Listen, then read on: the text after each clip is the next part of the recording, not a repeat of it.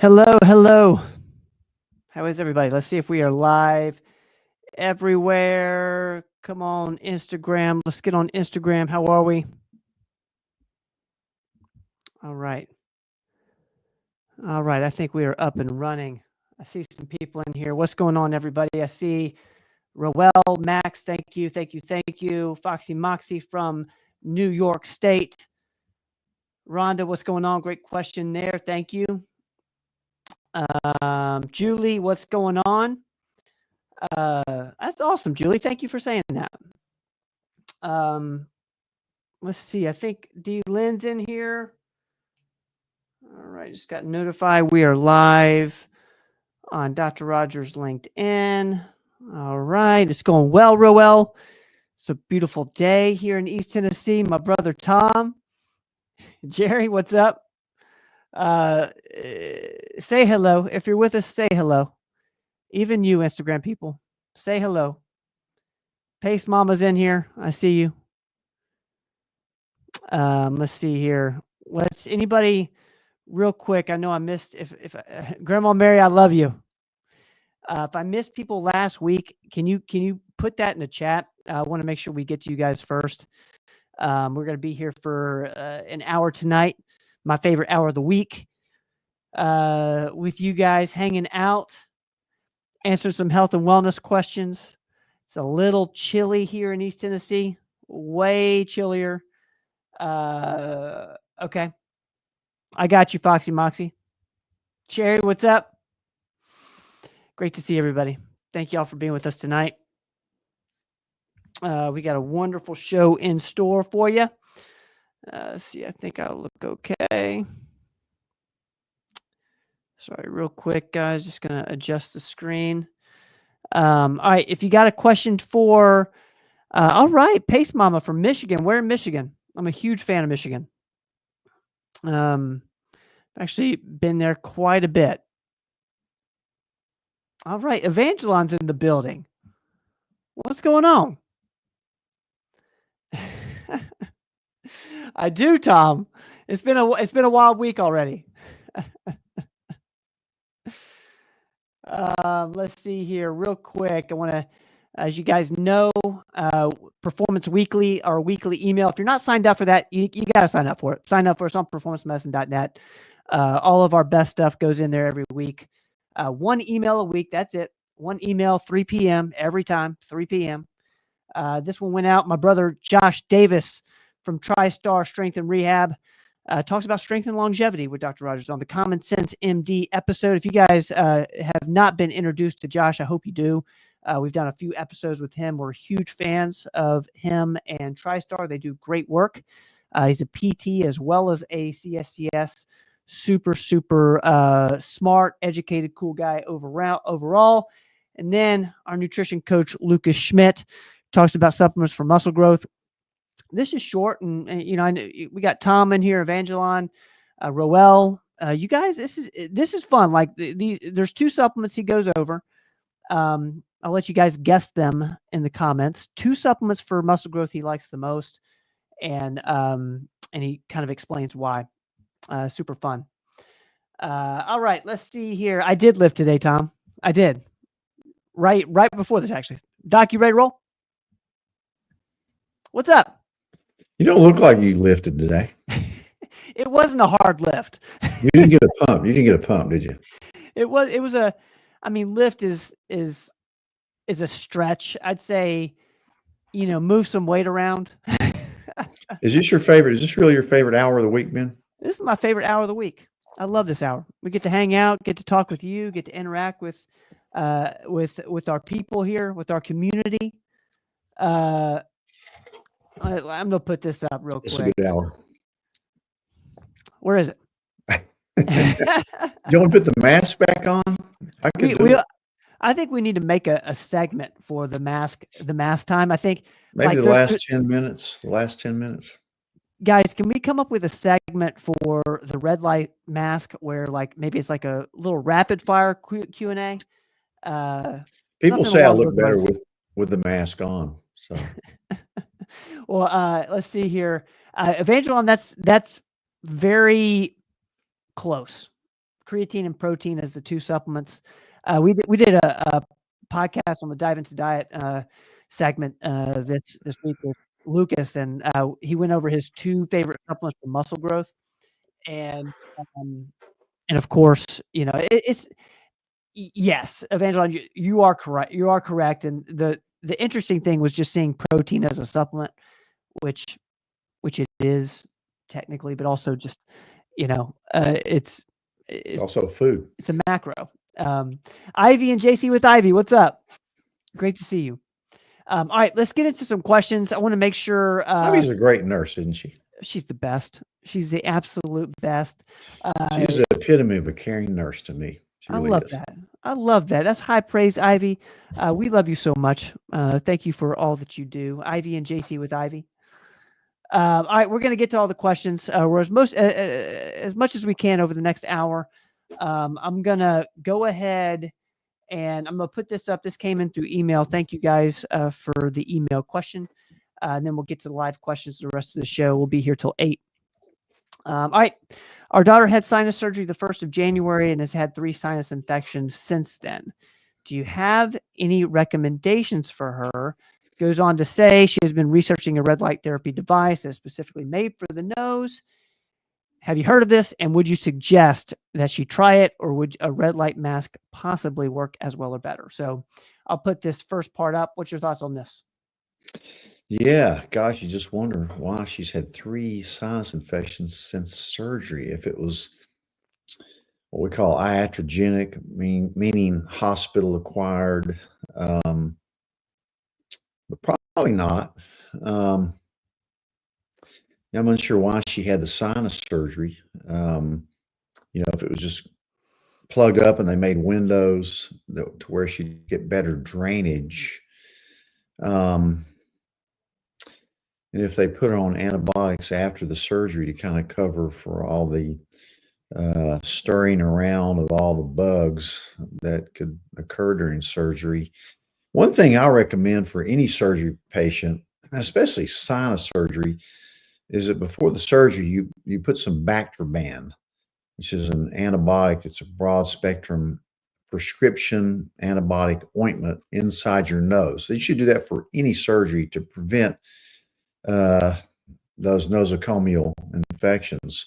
And actually, it's not a bad practice to go ahead and do all the time anyway if you have a lot of chronic sores in your nose or sinus problems. Sinus infections could be bacteria, it could be viral, it could actually be fungal.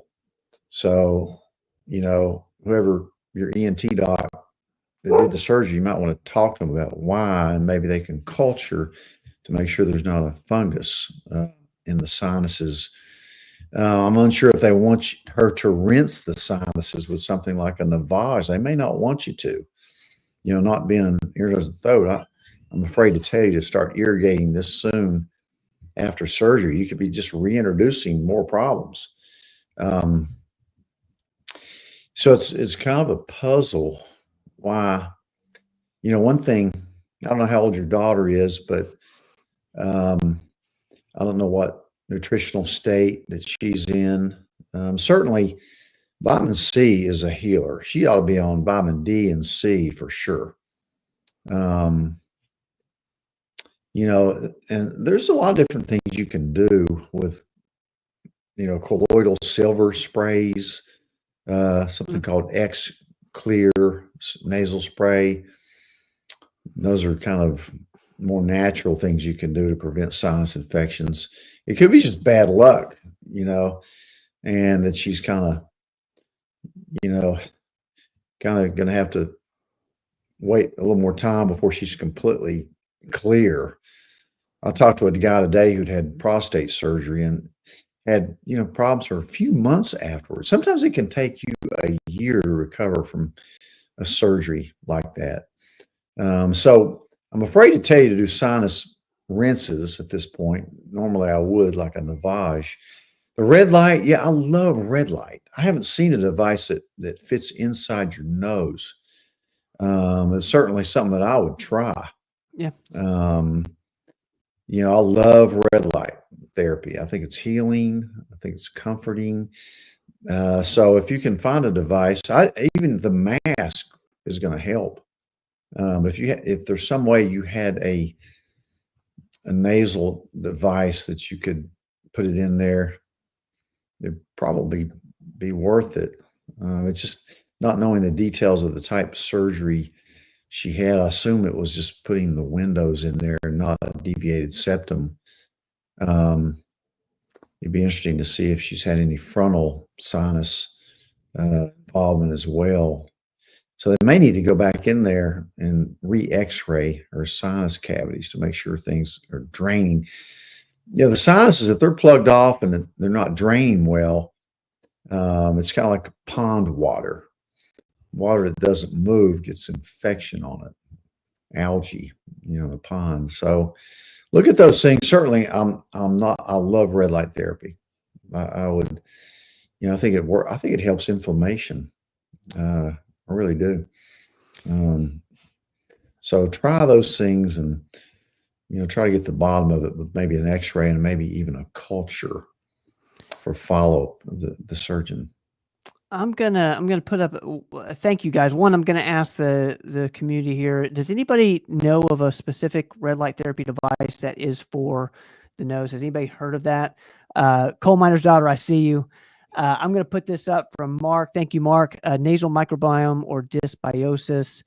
And then here is one from Evangelon. What about black castor oil in the nose for antifungal? That's super interesting. Thank you guys for your thoughts here. If you have any other thing that you've seen work, put them in the comments. I'll put them up. But that's super interesting. That is super interesting. Yeah. I'm sure she's going to get better. It's just may take a little bit more time. Yeah. Thank you so much for that question. Thank you for the kind comments, guys. We're going to go to the live questions here. Let's see here. I love this from Evangelon with the muscle growth. 1,000 milligrams of testosterone will probably be good for muscle growth as well, but definitely not too healthy. Of course, Lucas is talking more supplements in that episode, but that's true. Yeah, you got to have testosterone for muscle growth. So check your levels. Yeah. All right. Men and women. Real quick, I see a few questions coming in. Thank you guys. I'm going to put this up. One, you guys are going to see this on our story here soon, but I just want to give, I want to give the people here that are live with us tonight a little behind the scenes action. I see Carter in here. Carter, what's going on? Carter, we can tell people that we moved a fridge today. I think that's pretty cool. Tom, that was part of my workout. I'm gonna give you a little hint as to who will be on the Common Sense MD next week, a week from today. If you guys can't read that, it's a fun episode. You'll see it on our story over there on Instagram. But next week's going to be a big one. Let's just say that. Big episode of Common Sense MD is coming on next week. All right, let's get this up from Mark. Red light therapy for nose, Respilief, red light nasal therapy instrument on Amazon. Sweet. Thank you for that, Mark. All right, we're going to get to the questions. I see Rhonda up here first on YouTube. Thank you, Rhonda.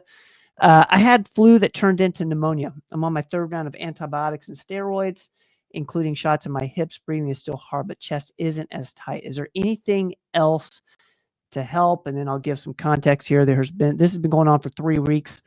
I did have chest x-ray. If I don't get better, they're going to do a CT scan. I just want to feel better. Well, Rhonda, thank you for being here, and we hope you feel better shortly. Let's get to the question. Yeah, that's interesting. And that's why, one reason why, I'm quick to use an antibiotic for a viral infection, because just like we use Zithromax for COVID, and they should be doing it in Texas where these kids have measles, because the measles didn't kill them. It's pneumonia. It's a super infection. And that's a hint towards next week's podcast. I got a very special guest on there. But yeah, it's not unusual that you have pneumonia. Again, you may need a culture, the sputum culture, to see what kind of pneumonia it is, what kind of bugs they grow out. It could be fungal. It's probably going to be viral or bacterial, but you have to cover it. You can't let that go too long. especially if your breathing's hard. Um, uh, and I agree with, trying the antibiotics, trying the steroids. It's certainly what I do for my patients. But one thing I've learned to use because of COVID is nebulized budesonide, which is an inhaler. So the steroid, which is not going to be absorbed systemically, just in your lungs, will help calm that, which might be related to the cytokine storm like we saw in COVID. But I would use an inhaler. The other thing I would be doing is methylene blue. I love methylene blue for that situation. Look up the podcast we've done on methylene blue. It's amazing for breathing. Keep an eye on your O2 sats, the inexpensive little finger reader. And if it's low, you need serious treatment. Just don't let it get out of hand. I'm glad it's getting better. But, it's the pneumonia that really is the bad boy with this. It's good you have a negative chest X-ray. I agree with doing a CAT scan if you don't get better. But also take vitamin D and vitamin C. And believe it or not, the other thing I use for that case is ivermectin. I love ivermectin. I love methylene blue for those two things. I love nebulized budesonide. So think about those. Hope your doctor's open enough to give you those. Rhonda, thank you so much for being here and that question. I hope you feel better. Keep us posted with how you're feeling. Hope that helps a little bit. All right, let's go to Max. Thank you, Max, for being here. Let's see here. If I missed something, Max, let me know. Curcumin nano or liposomal form, 500 milligrams twice a day. Is this we see a lot of cardiac arrest and blood clots and people keep dying. Let's see if is there context around this, Max. About COVID, COVID, or vaccines, or I don't know the question. Max, can you give me some context here? And maybe I missed something. I'm seeing the 3, which is telling me there might be a little more than I'm not seeing here on my screen. So if you don't mind, maybe a 1 and a 2. Yeah. Let me if you can put it back up, Max, I'll try and find it. Let's go to Foxy Moxie. Let's see here. Give him a question. My brother suffers from COPD. Any help would be greatly appreciated. So it's around COPD. How do you look at this, Doc? Well, that's chronic obstructive pulmonary disease. It can be actually asthma is a form of COPD, and so is occupational exposure. Can be chronic pulmonary, but I'm not sure. Hopefully, your brother is not a smoker. He's maybe an ex-smoker. He may just have asthma from allergies. There's a lot of different reasons for it, but most of my patients that I see that are adults were previous smokers. But interestingly enough, if you go 5 years without smoking, your lungs can almost return to normal if you do the rest of the stuff to keep yourself healthy. One thing, people with COPD tend to get the ex-smoker. Like, okay, that makes sense. People with COPD tend to get malnourished because they spend a lot of their time laboring to breathe. There's combination inhalers that have a steroid in them and also have a bronchodilator. So I'm all for those. Nebulized treatments seem to work better than the handhelds. So I like them better. There's also oral medications for that to bronchodilate. Methylene blue, that's one of the outside the box things that I like to use. I really think methylene blue helps. It'd be interesting to see what his PO2 sats would do at rest and with exercise. And hopefully your brother has a good pulmonary doctor that can kind of follow x-rays and do pulmonary function tests to see if it improves, which are easy to do. in a pulmonary office where you kind of measure how much, especially end expiratory pressure that you're able to get out. Um, a lot of times it's not a question of getting the air in, it's getting it out. So nourishment, good vitamins, especially C and D. Consider methylene blue. I'm sure his pulmonary doctor already has him on some of the bronchodilators. He should do okay, but as long as he's been quit smoking for a while,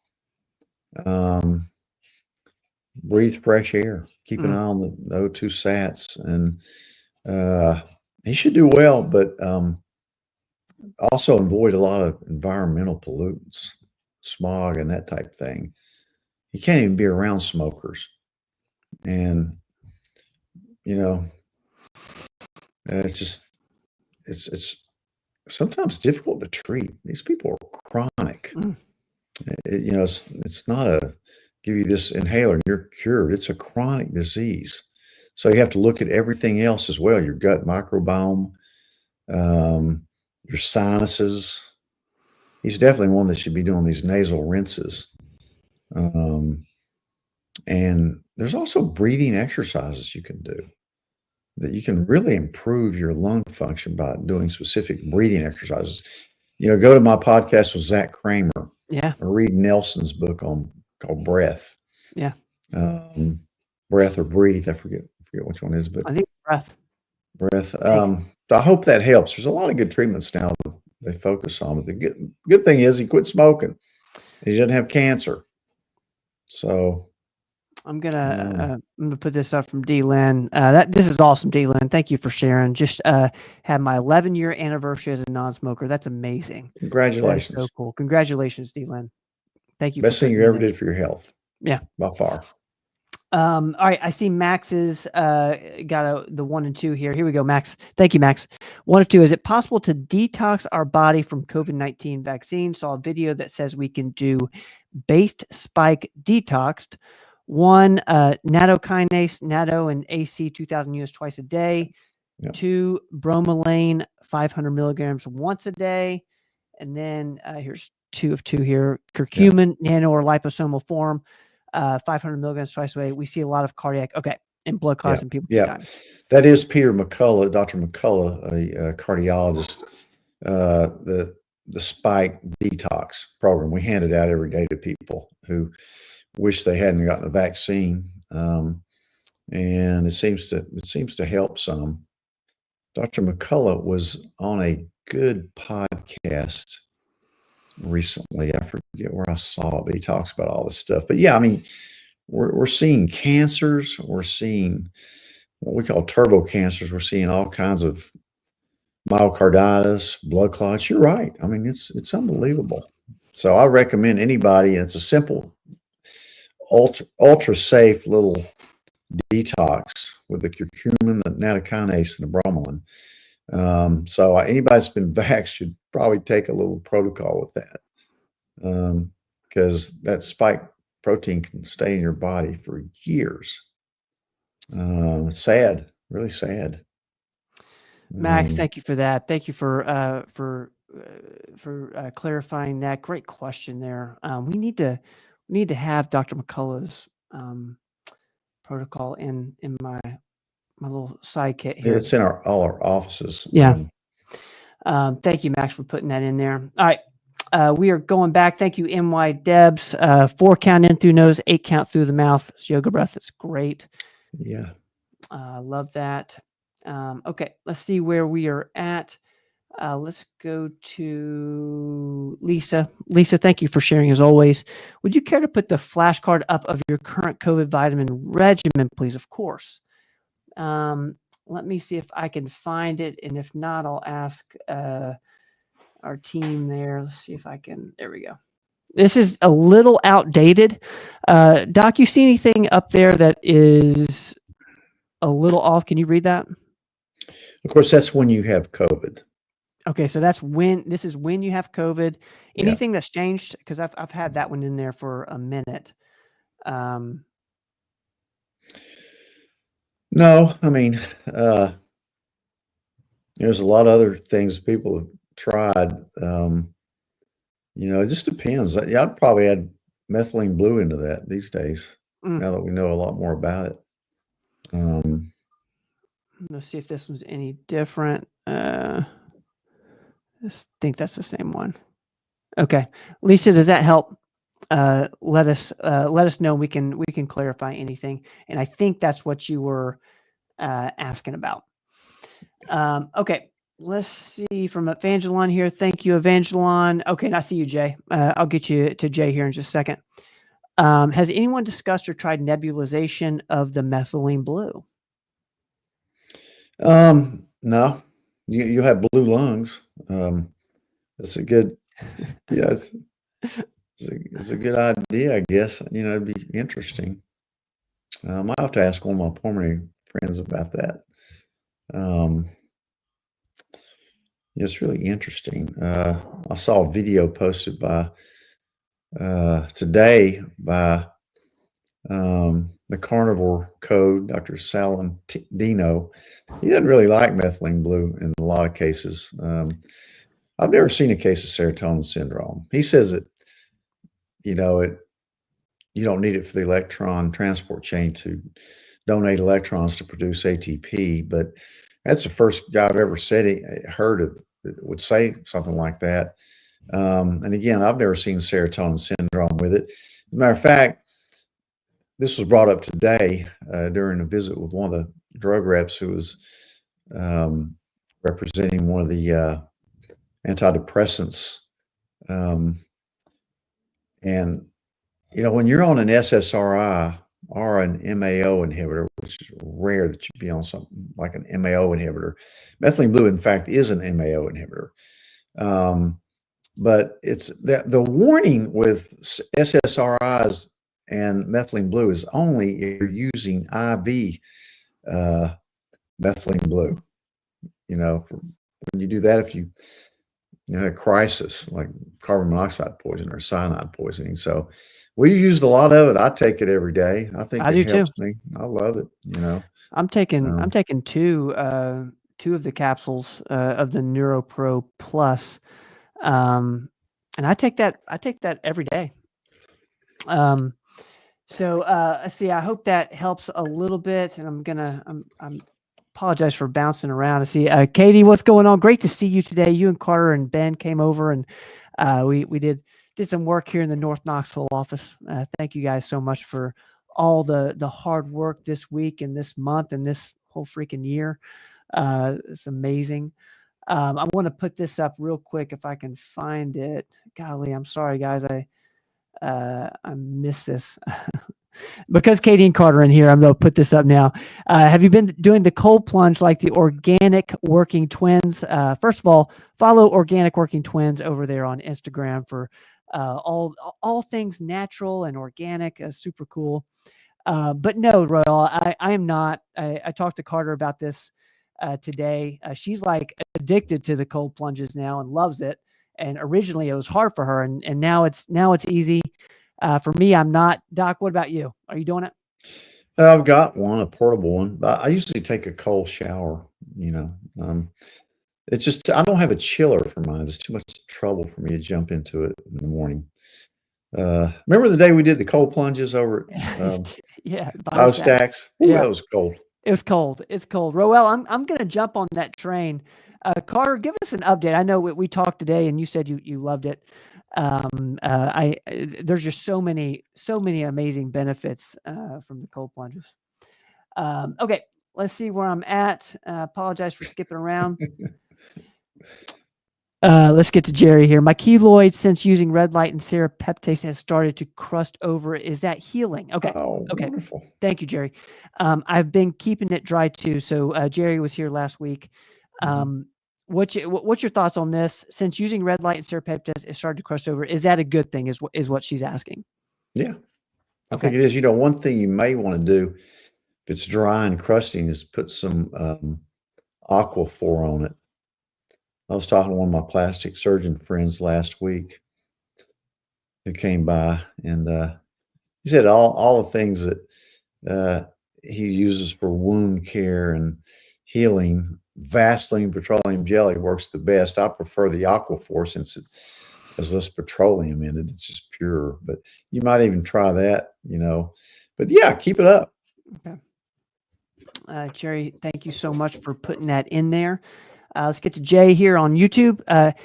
Kysotrex oral testosterone. Is it any good? What's your thoughts on this? Yeah, I didn't know it was spelled that way, but yeah, there is one oral preparation for testosterone. And, you know, you worry about oral forms of testosterone because, you know, it can affect your liver function test. But this one seems there's some technology where it bypasses it, that first pass effect. So we've had a few people on it. The problem with it's really expensive. Insurance don't want to pay for it much. So that's, but you know, one advantage is that um, you take a daily pill. Actually, you have to take it, I think, twice a day.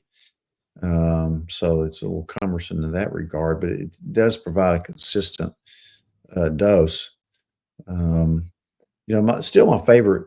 I'm not real fond of creams in men, androgel, etc. I just don't think they work very well in men. Women, yes. Men, not so much. So shots, you know, and sometimes we'll split the shots into 2 weekly shots. Some people do a small daily subcutaneous dose of testosterone. I still think pellets are the best, um, you know, for male or female, um, as far as release and the way people feel and all. But yeah, I mean, you could give it a try. I'm not against it for sure. Kind of new. Thank you, Jay, for putting that in there real quick. I see my brother Josh is in here. I want to put this up so he can see his pretty face. Josh from TriStar Strength and Rehab is in the building tonight. Go check out this episode with the Common Sense MD talking about strength and longevity. Josh, I hope you're wonderful, man. We need to hop on the phone this week.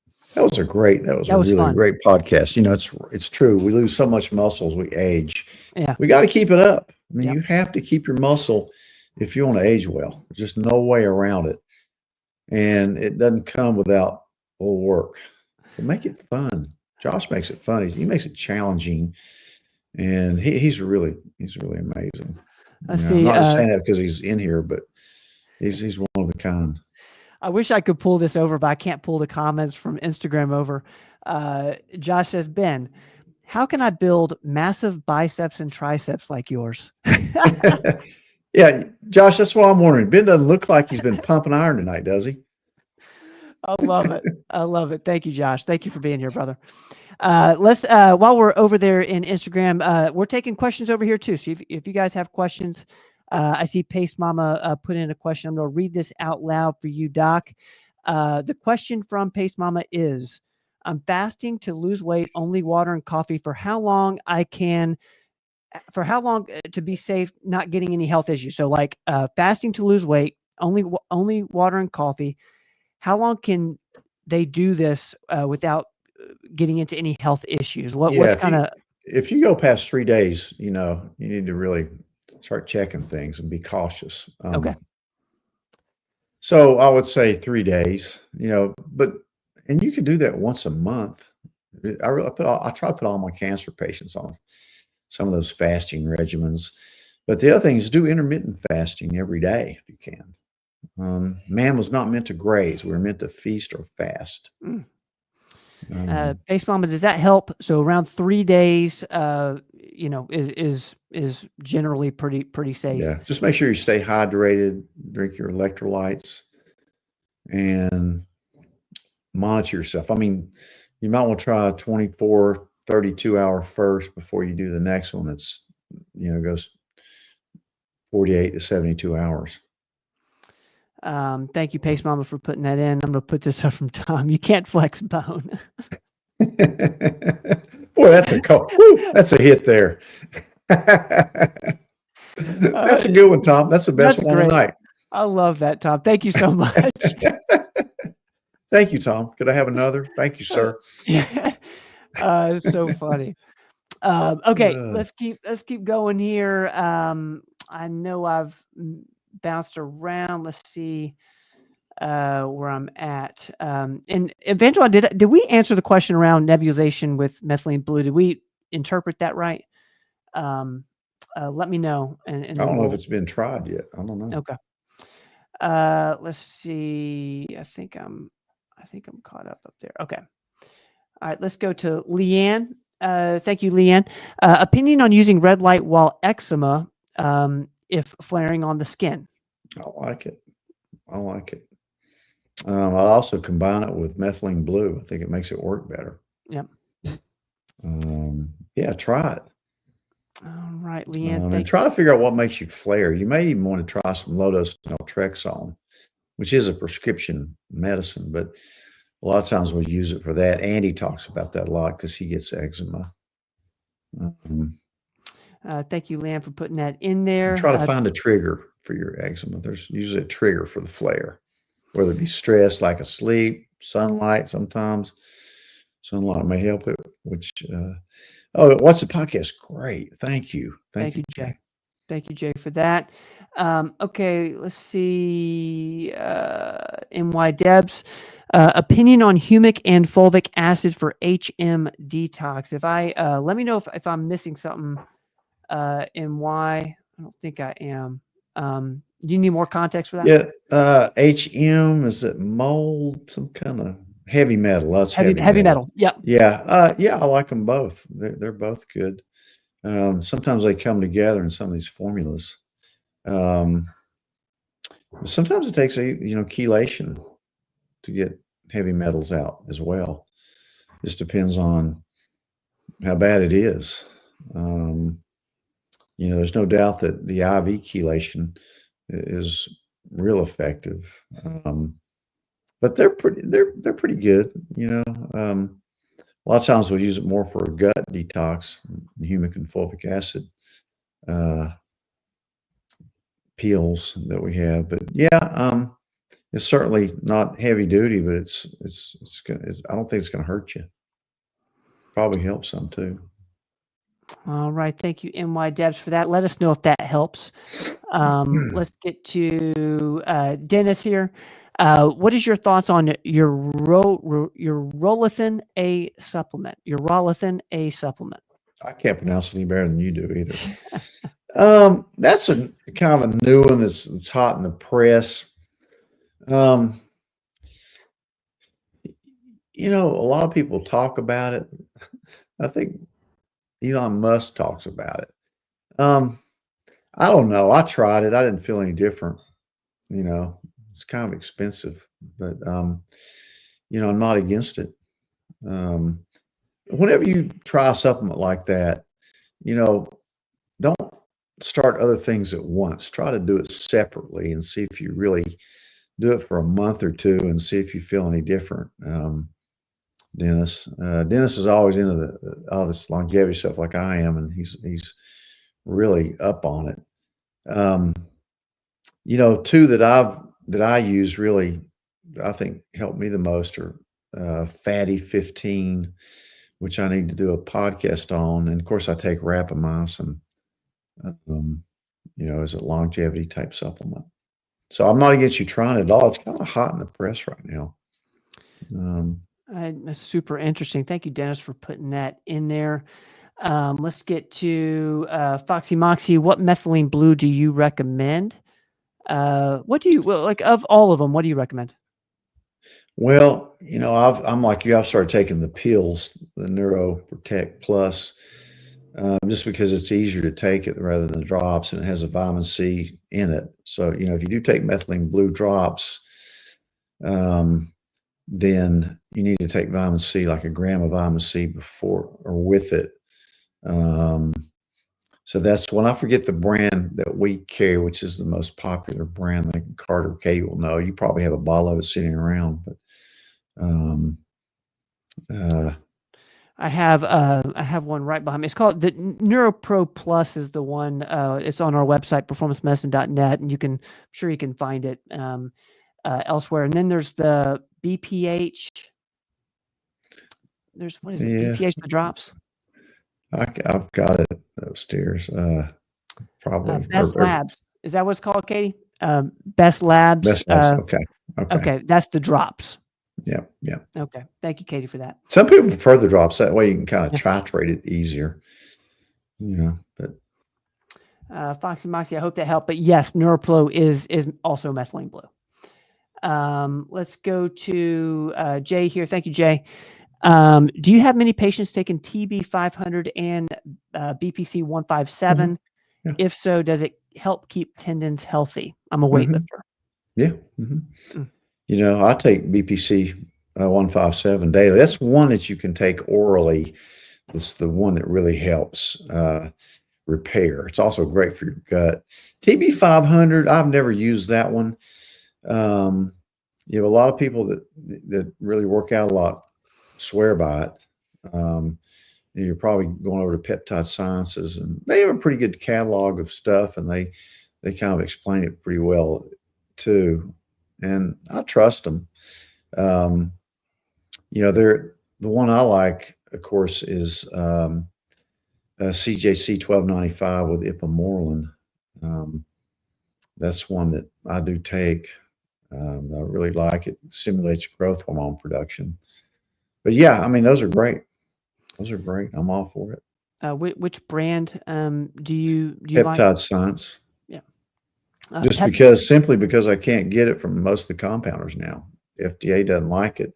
And again, it's you got to understand it's for research purposes only. Okay, as long as you understand that. Yeah. Jay, does that help? Let us know in the comments. Thank you, Katie. So Best Labs is the tablet. So Best Labs is NeuroPro, I'm assuming, and then BPH is the drops. So you're right, Ben. Yeah, BPH is the drops. Yeah, okay. Thank you, Katie. Okay, let's see here if I'm missing anything. Jerry, thank you, Jerry. Can you use methylene blue with ivermectin and Fenben? If so, how many drops of methylene blue with water? I always start out. I'm conservative. I say go low, go slow. So 8 drops for the first week, 16 drops for another week, and then 32. You can go higher, way higher than that. Again, that's very low dose. But I think it complements both those. And I certainly put my cancer patients on a regimen that usually includes all of those. I never start them all at once and go one at a time. All right, Jerry, thank you for that question. I hope that helps. Let's see. Okay, Roel, thank you, Roel. My 11-year-old daughter is due for her vax schedule here in Texas. There are some things I'm going to bring up with her doctor that I don't want her to take. I should have a say so. Correct. It's bad. It's bad. You have to ask, but in my opinion, and Roel, listen to my podcast for next week. It's with a Texas doctor that treats this stuff. So there's a few books you should read. One I'm reading right now, I just received yesterday, Dr. Hilda, I think her name's Hilda Brand. She's a nephrologist who has done a lot of research on vaccines. I don't want to say anything too controversial here, but there's a couple books you should read.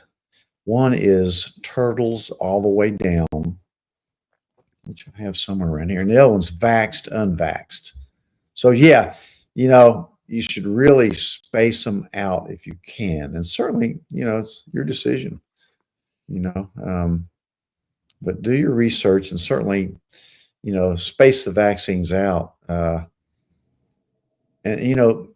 I think the more critical times when they're really younger, when they do too many at once, certainly please don't even consider the COVID. Please don't do that. Is there a way, like for Roel or anyone who, like, how do they have that conversation with their doctors? Some pediatricians they're so damn the torpedoes. I'm going to do what I want. And, you got to consider this thing called cognitive dissonance that's the way they're trained. And there's also a thing where they actually get shunned by their own academies if they don't follow a regular schedule. They get paid less. A lot of their income comes from vaccinations, and they won't get bonuses if they don't do it. That's just the way medicine is. The same thing with family doctors and internists with use of statins. They get dinged if they don't use them.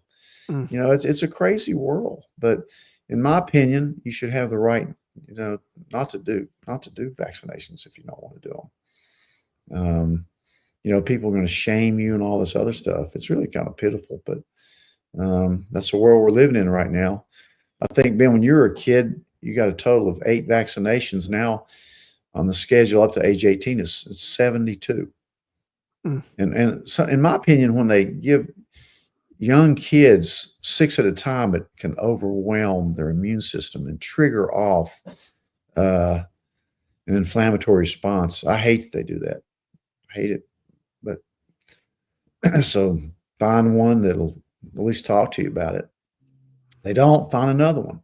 Yeah. Roel, thank you for that. Anything around like how to talk to your doctors. I love having those conversations on this show. Because one is super important, especially with your kids. Thank you for that, Roel. I hope that helps a little bit. And definitely Tuesday, all you guys need to watch the Common Sense MD. All right, Mark's question. 4 people I know developed brain microclots after the COVID vaccine. Could lipid-coated spike proteins embed in low-flow capillaries, evade immune clearance, and trigger microclotting? That's what the recent research is showing. At least one paper showed that. Again, you got to remember when people don't want that even looked into.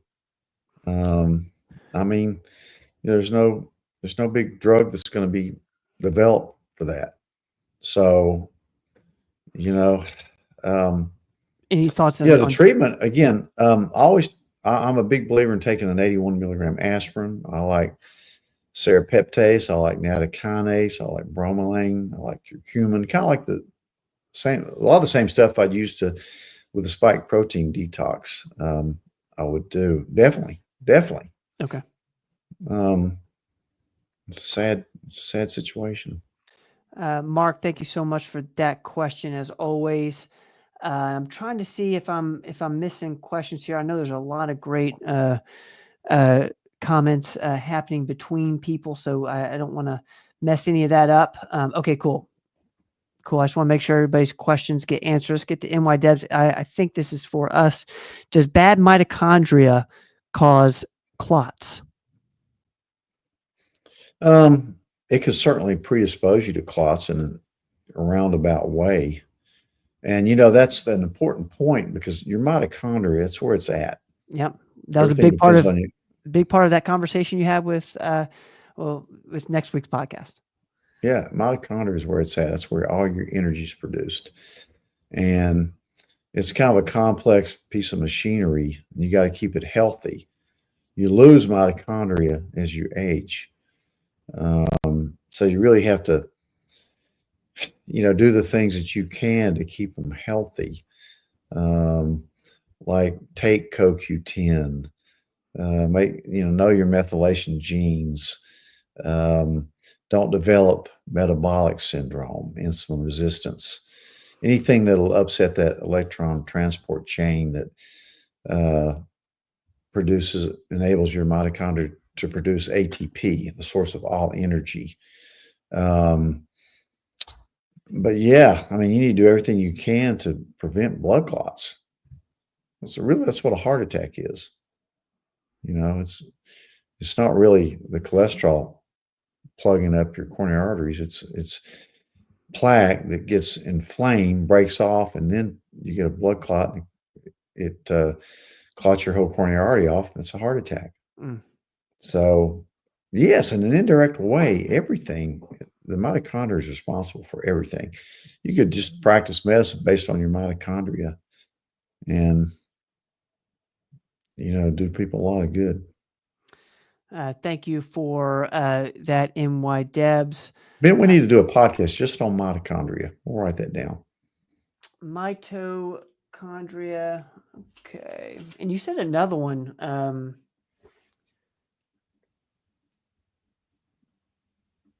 What was that other one you said? Something with 4-4. Oh, the ApoE No. gene. I'll go back and watch. Thank you, Lotto. Retirement. Love the mitochondria. Yes. Thank you so much. Jay, I want to Well, get are we this. going to be able to retire now? I'm not going to retire. I don't believe in it. I don't believe in retirement.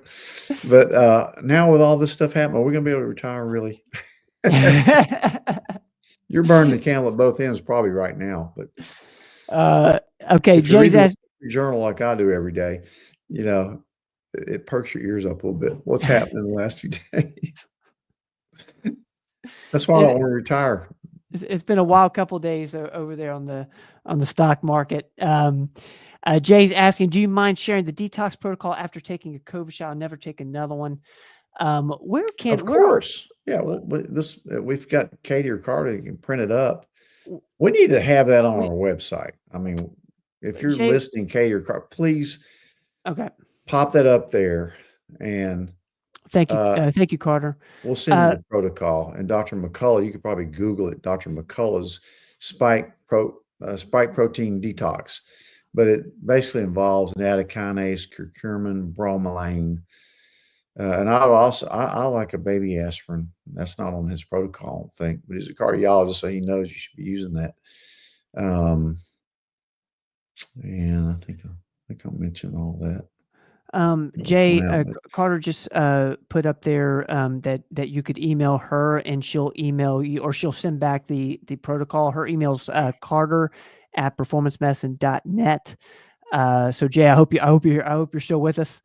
I'm gonna pose a question to everybody out there.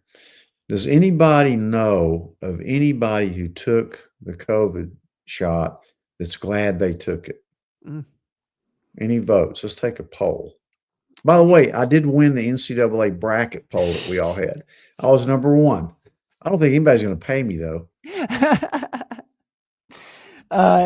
Yeah, we'll have to come up with the prize. But let's get to the let's get to the poll here. Yeah, Carter with a K. Thank you. Anybody have any thoughts on that? I haven't talked to one person who was glad they took that shot. Yeah. Okay. Let's see here. Thank you, Roel. So it is the Dr. McCullough protocol. Let's see. Okay. Thank you, Jay. All right. Let's see. In the meantime, we're going to get, I love this. Take a couple more questions. Think of your body as a manufacturing factory or city. It's capable of repairing itself so long as it has the necessary ingredients or depleted parts. That's right. That's a great statement. That's a big kind of theme in next week's podcast. Yeah. You're going to love this next week's podcast. Let's see here. I hope it goes viral. If you see that podcast, share it with everybody you know. Yeah. That's just a good message. This guy I interview is unbelievable. He was amazing. But anyway. Let's see. I don't think I'm missing any questions. If I am, let me know. Put it at the bottom here, and we'll take a few more questions. Let's see Evangelon's comment. Let's see. Yeah.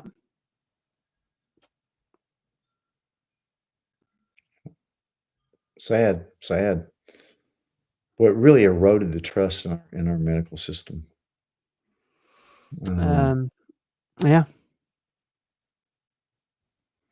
Yeah, I'm sorry. I'm seeing so many cancer patients now. It's unbelievable. Thank you guys for sharing this. I don't think, if I'm missing questions, let me know. We'll take one or two more. If no more questions, we're gonna sign off here in just a bit. Let's see here. I'm gonna put this up. This was in the weekly. Again, if you guys have not signed up for the weekly, our weekly email that goes out at 3 p.m. on Tuesdays, we put this in here. Robin did an episode of Explain This on the optimal thyroid balance. We had a question around this last week about where should your levels be if you have Hashimoto's.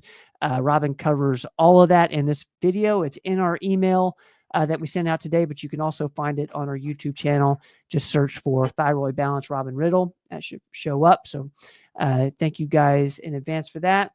All right, let's see. Okay, Elena, I got you. Shoot, Julie, I'm sorry. Um, I'm sorry. yeah. Let's get to coal miner's daughter here. I see. But there is hope, Julie. Yep. There's hope. Yep. You know. Can you speak a little on cardiomyopathy? My mom was diagnosed with that recently. Yeah, cardiomyopathy can have many etiologies, but basically it's where your heart's inflamed and it develops enlargement and scar tissue, and it doesn't function as well. It can be virally induced. It can have a toxin to induce, and again, that's what we're talking about, the vaccine. That's what happened to many of those teenage boys. For some reason, it tended to target them with cardiomyopathy, and so your mom needs a cardiologist. I'm sure she has one for an echocardiogram, the complete workup, and try to determine an etiology.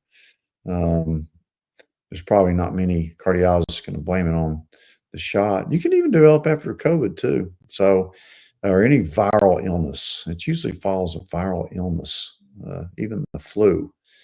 Gosh, we've seen a lot of flu this year. Mm-hmm. Terrible, terrible year for the flu.